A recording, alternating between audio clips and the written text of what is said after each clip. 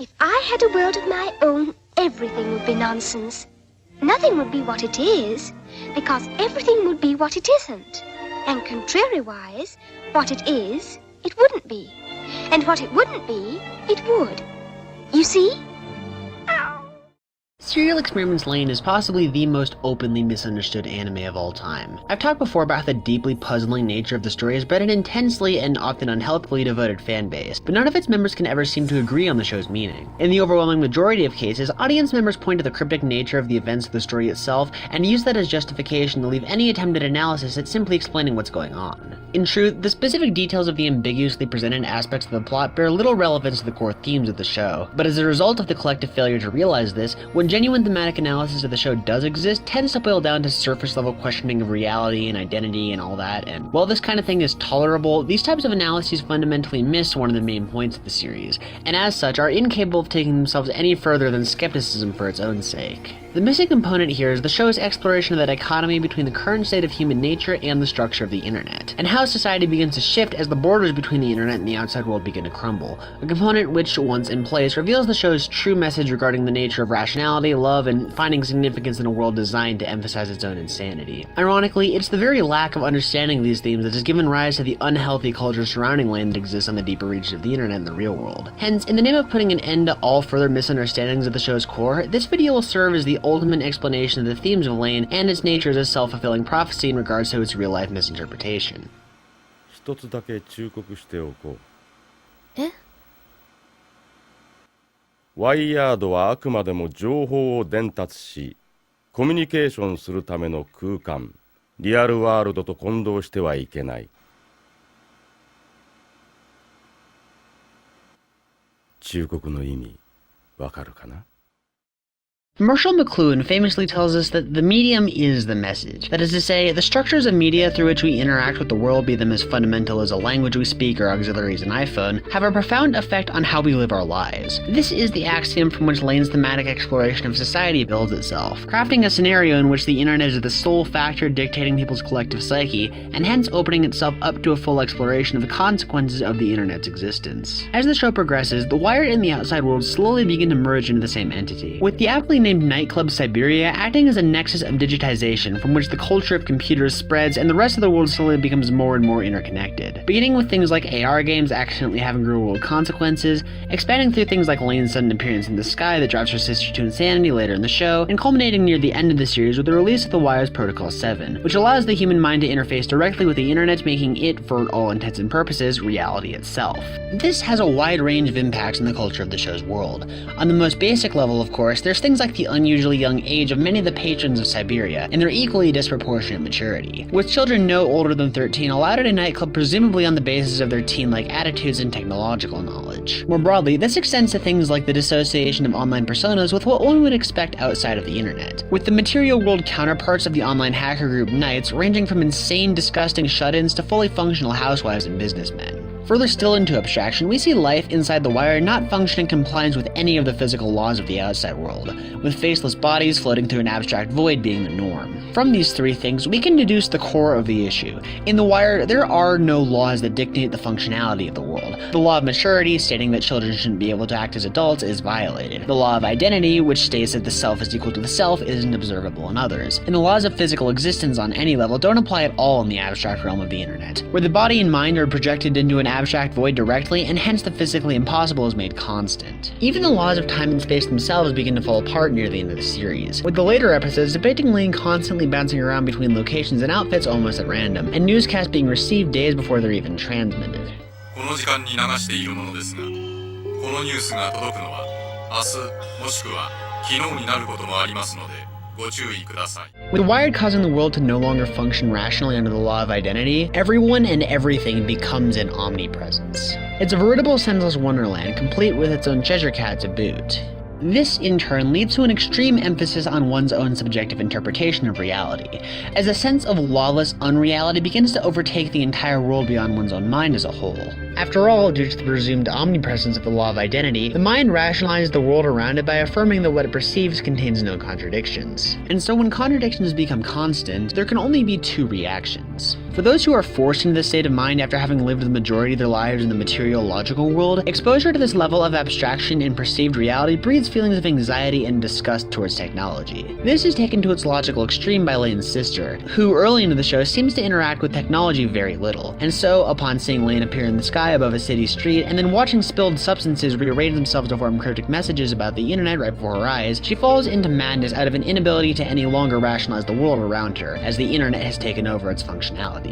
A lot more commonly than this though, there are those who expose themselves to the realm of chaos as a part of their daily lives, be it in the form of nightclubs, drugs, or the internet, or anything else, and in these people there is bred a more general sense of distance from and desensitization to reality, without any kind of violent negative reaction towards it. This is reflected in things like Alice and her friends being unable to take the shooting at Siberia seriously. After all, if you're given reason to not believe that the world around you is real, then why try to rationalize and take disturbing events seriously? You might as well just deem that they didn't happen.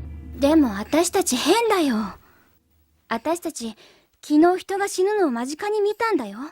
それなのにまるで映画でも見たくらいの感覚でいる。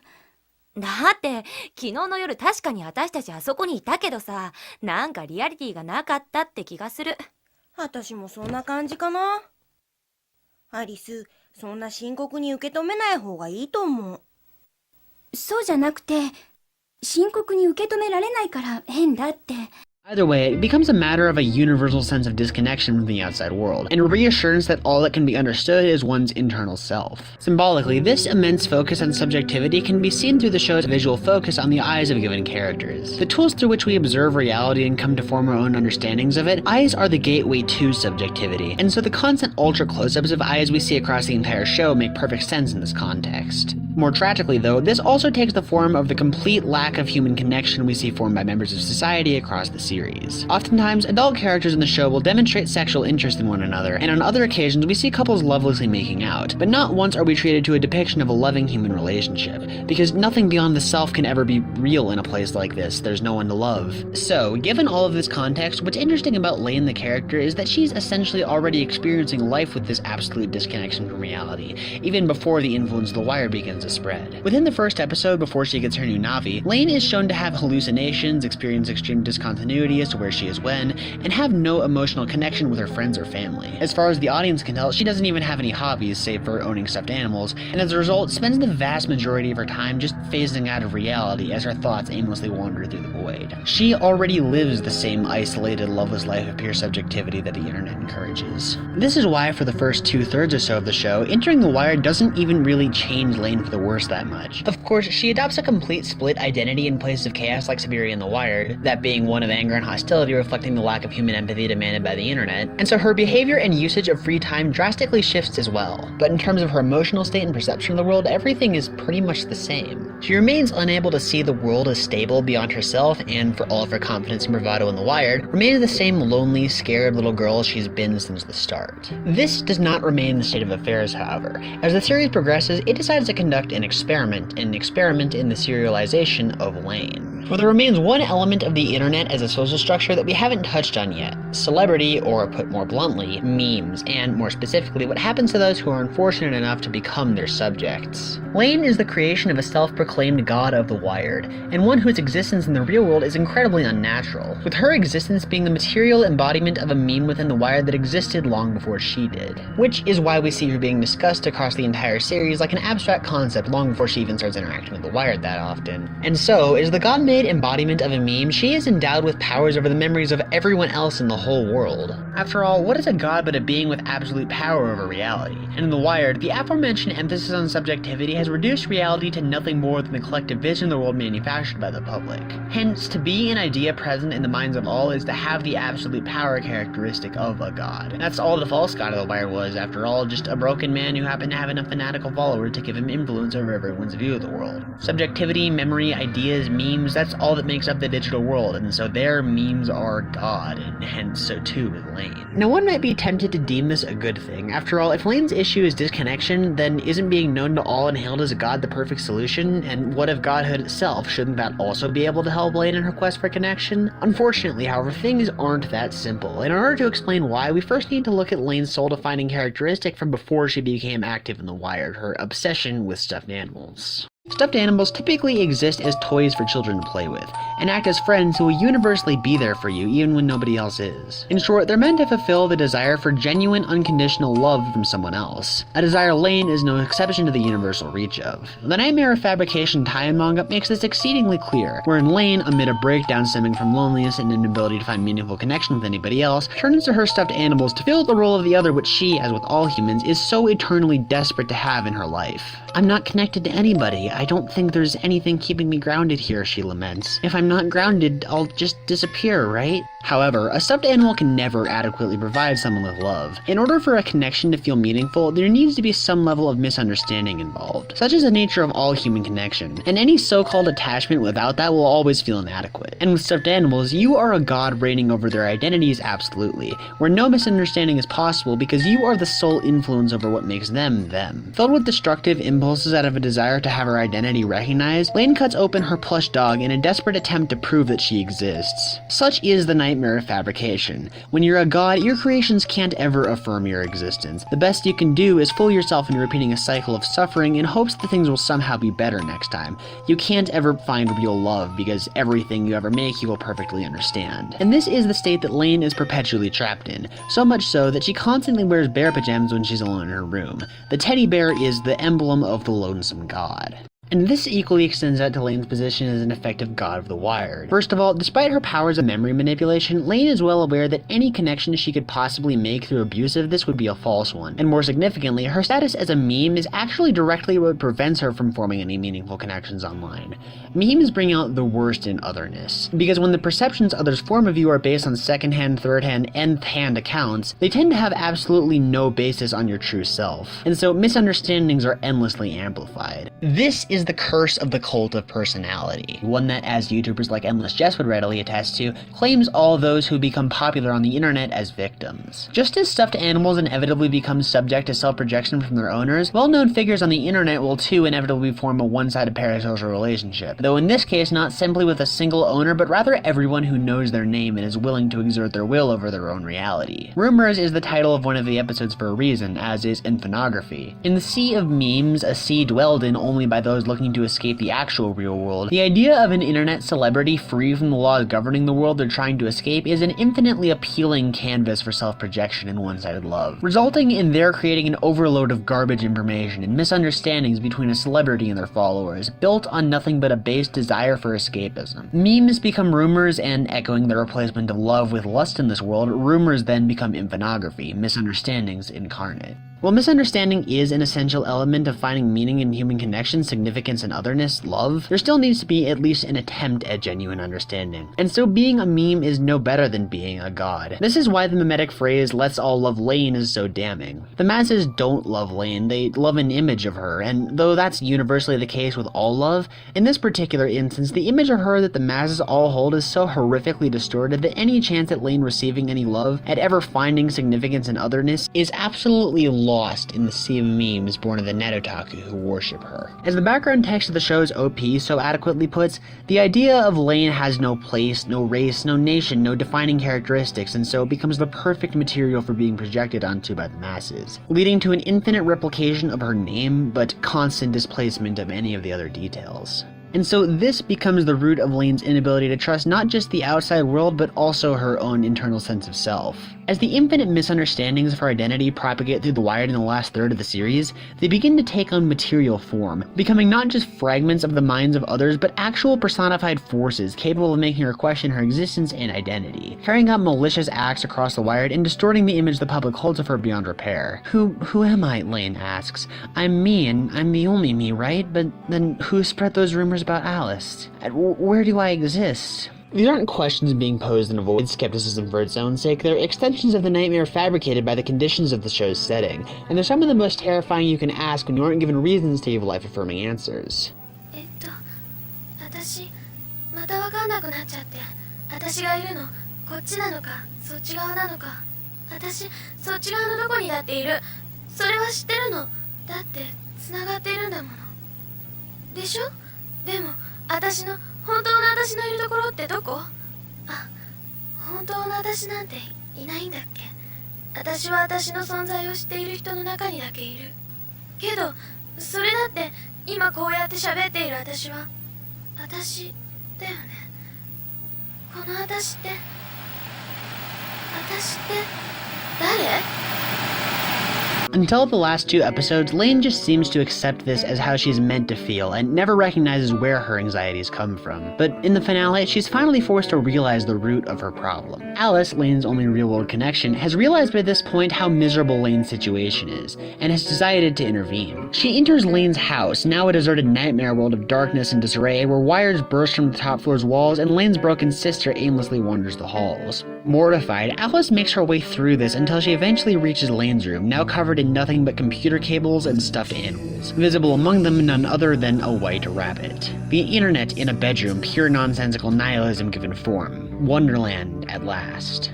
It is here that Alice reaches out to Lain, however, despite the terror of what she sees all around her. You're here, you're real, your heart is beating, and you can find love, she says. There's a reason you have a body, why you aren't just abstract, lawless, structureless data. She preaches that material reality exists to give the structure that people need to be happy in life. And it works. This connection is established between her and Lain, one that could only have ever been made through the physical world. And from it, Lain emerges a changed person and uses this belief to call out the contradiction in the views held by the self-proclaimed god of the Wired, who has spent the last several episodes trying to convince Lain, and by extension all of humanity, to abandon the physical world in favor of the limitless possibilities of the Wired. And so he completely breaks down, collapses into a nightmarish monster that desperately tries to kill Alice and Lain, but this further affirming the fact that physical bodies are needed for some things, this causes him to collapse and die. Alice is now utterly traumatized by what she is now borne witness to, however, in the same vein that Lain's sister was when she was no longer able to rationalize reality. And Lain, in an act of love for the only person she's ever cared about, now realizes what needs to be done. She needs to reset reality, but without her there. Through this interaction, she realizes that her existence and what it stands for is the root of everything wrong with this version of the world. A meme and a god at once, put there for no other reason than as an experiment to see what would happen if someone were to make the internet into reality and have their identity serialized en masse. Hence, she opts to create a world where she just doesn't exist, where the internet and reality are permanently separated, and everyone is much happier for it. The children we've seen in Siberia across the series are interfacing with technology only in moderation now, and are largely living normal lives. The spiteful, jealous, lonely delivery man we've seen across the show is just a regular person, out with his little sister on a walk. The men in black are just doing work maintaining power lines. Everyone is much happier in a world without Lain. Memory, that is our subjective interpretation of reality, is a state of being, true, but outside the internet, we reconcile that perception against the intrinsic world by figuring out if our perceptions contain contradictions or not. Because outside the internet, the law of non-contradiction is the law that dictates how the world functions. Hence, the solution is to use the Wired, a source of infinite power over everyone's individual realities, to make it so that the true reality does follow strict rules, and so everyone can overcome the otherwise inherently subjective nature of existence. And then, in order to make sure things stay that way, ensure that nobody except Lain ever has full access to the deeper system of abstract control again. And ultimately, Lain comes to accept this as her role to play in the world. An omnipresent god who can influence and appear in the real world whenever she likes, but more importantly, serves to keep humans happy and functional by never becoming a meme. Lain's father, who ends up being the true god of this universe, was right from the start. Wired is an amazing tool for communication, but should never extend beyond that, lest reality be allowed to crumble. And that's enough for Lain. An omnipresence not in the Wired, but in real, true reality, she's made a connection with all of humanity. She no longer needs to wear her bare pajamas because she's found love through escaping memes and ascending to true godhood. Power over the actual world, not just people's individual realities. Up in the sky with her father, she's home at last, having finally become the living incarnation of the law of identity, there to protect love from the abstract void of the internet. お父さん、知ってる？なんだい？私、みんなが好きだって？違うのかい？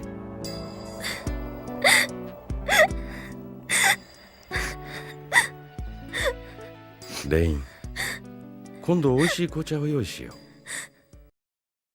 So in short, Lain argues against overindulgence in the internet, because when one lives the majority of their life in a world that doesn't make sense, they become lonely, broken, and potentially fractured even on an individual level beyond repair. The tragedy of all of this, however, is that none of this ever seems to be understood by the Lain fandom in the real world, and she turned out to be just as much of a mimetic ideal to be projected onto as she is in the show. Nobody ever followed the show's lesson about the internet being a useful tool but destructive as anything else. Instead, Let's All Love Lain just became a meme on places like Arsu-chan and Lain-chan. She's viewed as a waifu, worshipped as a god, and looked up as an ideal to be aspired towards by many. And all of this, of course, is the very thing that the show tried to stop. And yet you still find an endless sea of people with identical Lain avatars floating across the internet, assuming her identity in the same way that caused her so much pain. You still see YouTubers like Sight of Delirium making Lain-inspired content designed to do nothing but vent sadness. You see videos like Princess Plunderphonic's image boards and Lain worship taken as complete, unironic affirmation of Lain as a deity. Scenes like the one from the final minutes of The End of Trash, wherein the main character manically repeats to himself over and over that he needs to upload his consciousness to the internet and to become Lain. The tagline, "Make me sad, make me mad, make me feel alright," that one finds across so much Lain fan art and wallpaper,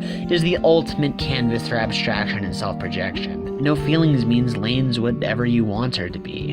And so the broken souls of the deep internet, kept that way by the structure of the internet itself, have eternally trapped Lain in the senseless cult of personality that she's spent the entire series fighting to escape. She has become nothing more than her own teddy bear.